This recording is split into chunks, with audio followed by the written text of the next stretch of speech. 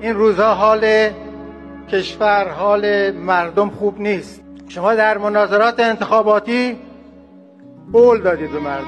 من به عنوان رئیس ستاد شما در استان بودم. امسال که 25,000 همت بودجه کشور بود، 15,000 همت کسری بودجه داریم. آخه نمیشه کشوری که 150 میلیارد دلار هزینه جاریش باشه با 50 میلیارد دلار اداره بشه.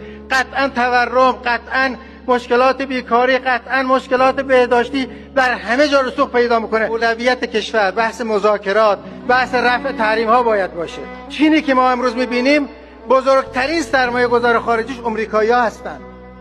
با سالی بالای 150 میلیارد دلار در چین امریکایی‌ها سرمایه گذاری کردن. امروز امنیت چین به هم بخوره، امنیت امریکا به هم بخوره. این دعوا شعاری اتفاقی در روابط بین چین و آمریکا از نظر جنگ نخواهد افتاد. مردمی که سنگ می‌خوردن امروز به بزرگترین قدرت اقتصادی دنیا تبدیل شدن. اوایل انقلاب کره 10 سال از ما عقب بود، ولی با سیاست‌های غلط اقتصادی تو این 40 سال گذشته سال به سال بعض مردم خرابتر شد. ما الان روزی 6 میلیون بشکه نفت می‌فروشیم. با 1 میلیون بشکه نفت، اونم به صورت تعادلی، اونم با تخفیف‌های ویژه، کجا می‌خوایم بریم؟ مملکت رو کی می‌خوایم اصلاح کنیم؟